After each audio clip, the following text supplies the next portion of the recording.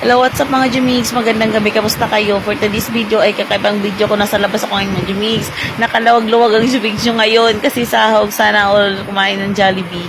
Ayun, may rice ako mga Jumix. Siyempre hindi makanain ng rice. Pang day 9 ko ngayon. Binigay ko na lang po kay Sarah. O, diba? Happy yarn. Tapos ngayon dyan sila. Alun, si Paul, si Vivian, at saka si Queen 9. Sa kabilang table naman sila. Hello. Ayan. Kain tayo mga Jumix. Ang mga Jumix kinain ko dyan ay, ang pinili ko ay, ayan po, burger patties at saka chicken. Yan lang po yung kinain, chicken wings, the favorite ko. Kaso nga lang, walang spicy, kaya nagtitis ako sa hindi spicy. Okay lang yan. Curry pa yan. Ayoko lang ng legs siya. Sinong ayaw ng legs yan? Ayoko kasi ng legs, parang may litit kasi siya. Pero yan. Pero walang choice.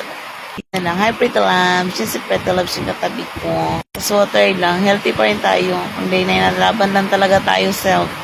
Kalaban mo taras pagda-diet ay yung sarili mo at isip mo.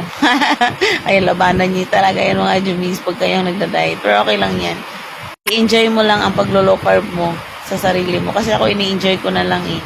Ganun talaga ang life. Enjoy lang. Diba? So, let's eat and let's enroll. Hi, Pretty Loves. I love you, Mama.